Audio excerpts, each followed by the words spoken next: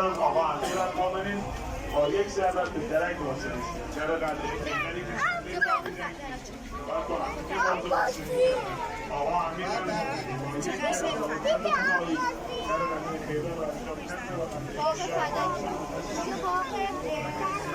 خوش آمدید به باغستان فدک، جایی که نماد فدک، سرزمینی که خداوند طبق دستور و آیه قرآن پیامبر اکرم این رو فاطمه زهرا دادن و قباله نوشتن و فدک رو تقدیم رسول خدا تقدیم فاطمه زهرا کردن. اما بعد از شهادت رسول خدا فدک رو قصد کردن، کارگزاران فاطمه زهرا را از فدک اخراج کردن.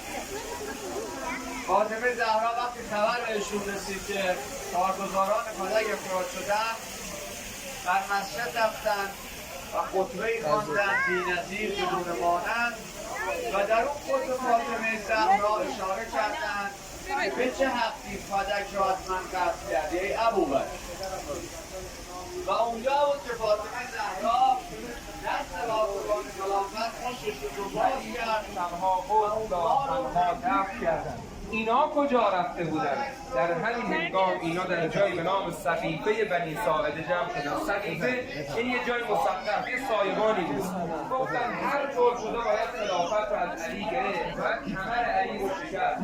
بابا علی شکست آمده باطن خیبره. گفتن زهرا رو از علی بگیرید یه کار علی تمام. ببینید سقیفه بنی ساعده سارا بیا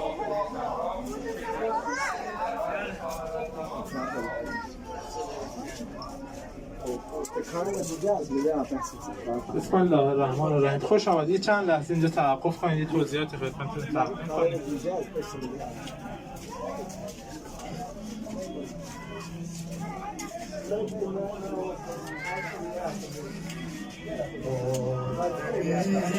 بسم الله الرحمن الرحیم. نمایی از استحصال آقا مامون حضرت زهرا